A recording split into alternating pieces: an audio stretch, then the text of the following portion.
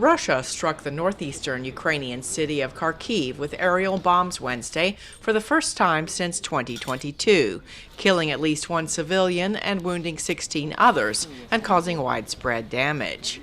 Secretary of State Antony Blinken is heading to Europe next week to cement support for Ukraine, as the State Department announced. Secretary Blinken will travel to Paris, France, and Brussels and Leuven, Belgium, April 1st to 5th to underscore our commitment to the NATO alliance, strengthening transatlantic partnerships, and addressing global challenges.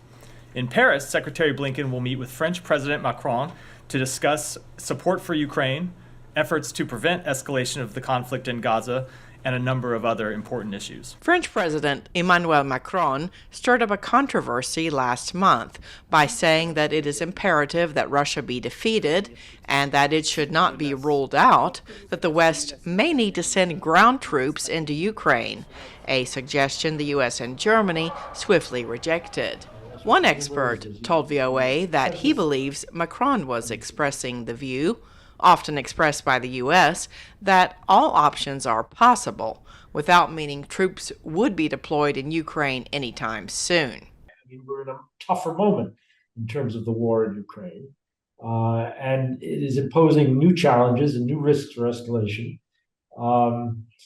In some ways, the United States and France are the most outspoken and the most forward-leaning on the question of support for Ukraine across the Atlantic. So there's every reason for us to be on the same page, but I think that meeting with President Macron will certainly be very important to codify that. Meanwhile, Blinken will head to Europe next week as outrage there and elsewhere grows over the suffering of Palestinian civilians in Gaza due to Israel's war against the U.S.-designated terrorist group Hamas.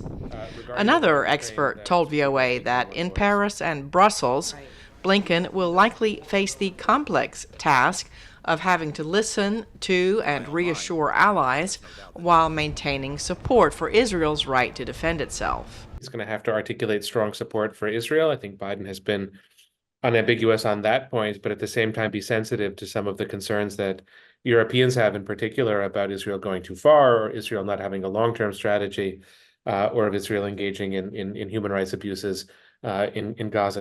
Another discussion top for Blinken and his counterparts is likely to be the terrorist threat posed by the Islamic State group, which claimed responsibility for the attack last week on a concert in Moscow. The U.S. dismissed as propaganda charges by Russian officials that Ukraine was involved in the attack. Cindy Saine, VOA News.